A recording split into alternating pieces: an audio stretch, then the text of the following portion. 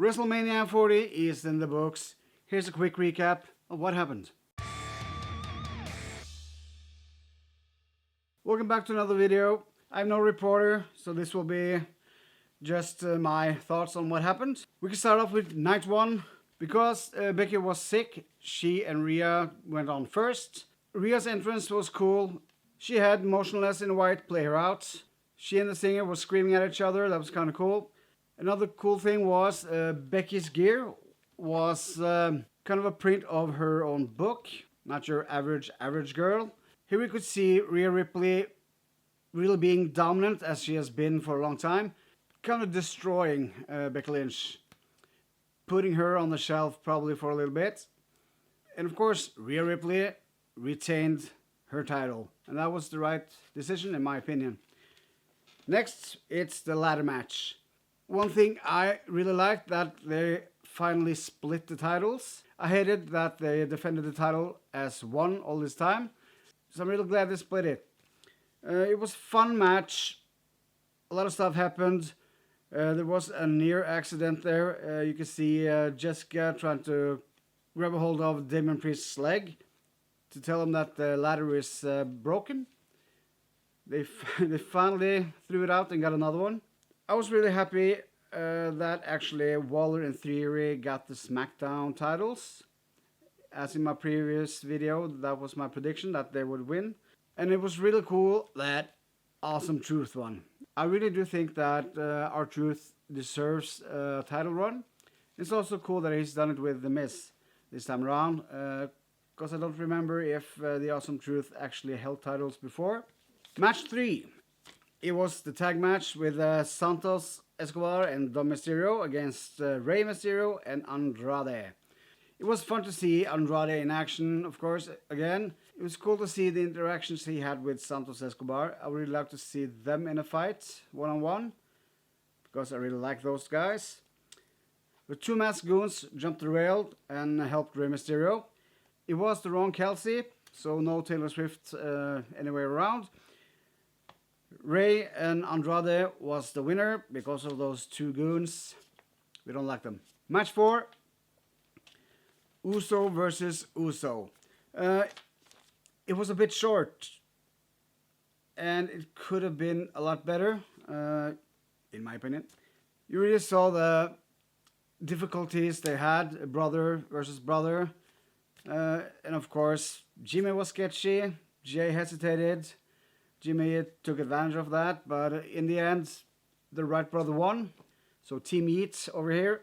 Next is the 6-women tag. It was a totally okay match with a lot of good spots. It was a classic tale of big versus small, basically. In my opinion, the right choice, of course, was to have Jade get the pin, and that happened, so good for her. Great start to her WWE career. Next, we have the Intercontinental title match with Gunther versus Sammy. Of course, Sammy, the ultimate underdog. It was a real back and forth match. Really good match.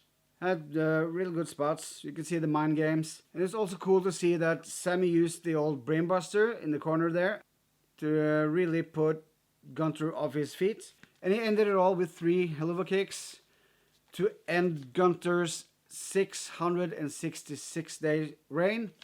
So over to the main event on night 1. It was the tag match between Rock and Roman Reigns versus Cody and Seth Rollins. That was a match. I thought it went a bit long, a bit lackluster, but what can I say? It was certainly a match. One of the notable things was when The Rock kind of slashed his throat and says, "This one's for you, Mom Rhodes." That was somewhat disturbing as well. Rock actually was able to convince Roman to let him get the pin. So I think that will come into play later. But you never know. Rock got the pin. That was night 1. Over to day 2 of WrestleMania. Stephanie opens with a little speech, claiming it's the Paul Levesque era. And I have certainly felt a little shift lately that it sums things up. And the vibe is very different in a good way. We could call it the Paul Levesque era, although he would like if we don't do that, but it's certainly a new era. So that's cool. But first match, you have Drew versus Seth for the World Heavyweight Championship. And Drew comes out with bagpipes. And Seth comes out with banjo playing clowns. Looking like a clown himself. That was certainly something. And Drew opens the match with a Claymore straight ahead. So that was fun. Drew mocks CM Punk at ringside with his GTS. Fun times. Seth was kind of tired, of course, after the first night. He got beat up a lot by both The Rock and Roman. So I think the match was about 10 or 11 minutes. So pretty quick, but as it should be when he's that tired. So after 2 more Claymores, after a little bit of fighting, he actually pinned Seth Rollins and became the new champion. That's good, actually. Good for a little reset. And you can also see Seth Rollins mouth the words, "You really deserve this, man," with tears in his eyes. There was a lot happening at the end of that match. He went to signal the suck it to CM Punk, really rubbing in CM Punk's face. And Punk actually beats him up with his arm brace, because he wasn't that damaged after all. So that was kind of cool to see. Then Damian Priest comes running down and actually cashing in his briefcase and wins. So we got, in just a couple of minutes, the second new World Heavyweight Champion. So that was cool. Really think that was a great choice. Really shakes up the division a bit. So we can see where this goes further. The next is the 6-man tag Philly Street Fight. This was not a good match. We had Snoop Dogg on commentary. Bubba Ray Dudley was the guest referee. That was fun. It was kind of fun to see Scarlett yeet out B-Fab out of the ring, but of course B-Fab throws Scarlett through a table. Bubba Ray helps the Pride. They do the "what's up?" And Bobby pins Karrion Kross. That was kind of a wrong call, in my opinion. This was not a good match at all. Not a way to build up Karrion Kross at all. Next match is LA Knight versus AJ Styles. Before the match starts, LA Knight gives the car away. AJ debuts a new song. That was pretty cool. It was really back and forth, this match, with a lot of yes. It's kind of fun to see LA biting AJ's skull in the corner. Of course, then AJ gets the eye gouge on LA. LA rips off the mats outside, but of course, when you do that, you end up on that floor yourself. LA Knight gets AJ in a BFT, and he wins at the end. I think this was the right call, although I really love AJ, but LA Knight really has to get a big push now, I feel. So, great match. Then we have the triple threat, where I said in my previous video, anyone but Logan. It was the Logan, Owens, and Randy Orton triple threat. Logan enters with a prime truck, with a cannon. That was a way to start. Owens comes with a golf cart, then backs up to get Randy Orton, and they drive in a really fast pace down. Kind of looks like Orton is nervous when he gets down there. They both take turns beating up Logan. Then you can see Randy turns on KO. Then they look at each other and they start fighting. I think Logan did a really great job here. It was a great match. Of course, Logan brings out his brass knuckles. Then the most annoying streamer today, IShowSpeed, helps out, but of course he gets killed by Orton.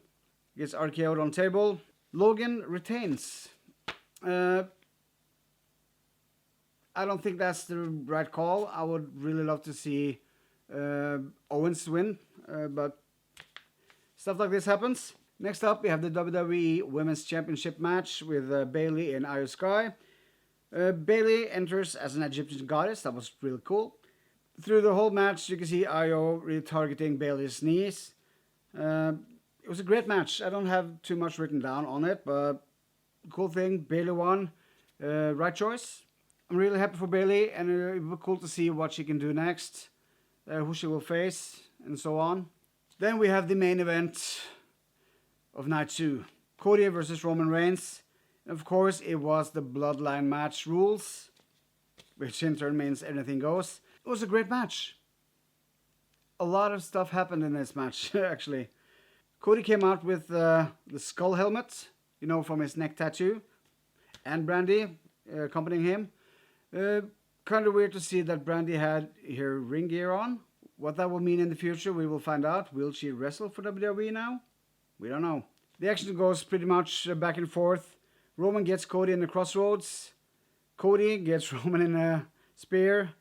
Then you have the Jimmy saves Roman. Jay takes out Jimmy. Solo is interacting, but John Cena to the rescue. The Rock comes out to deal with Cena. Then Seth Rollins comes out in his Shield gear. It was kind of cool to see that Roman actually got to get revenge on Seth Rollins for the chair shots that broke up the Shield. I really think that was a great detail, actually. Then all of a sudden, Undertaker comes out from nowhere. He takes out The Rock. The lights turn out and back on. Then they're both gone. Then 3 crossroads and Cody wins the title and finally finishes his story. Or at least this chapter of the story. Everybody who had a problem with the Bloodline joined in the ring. So that was cool to see. So yeah, that was actually the end of my notes. All in all, I thought that WrestleMania 40 was a really great WrestleMania. Can't wait for the next chapters. In my opinion, you can really feel a great new shift, and there's a lot of new hope in WWE now. Great things coming, and I can't wait for this new ride.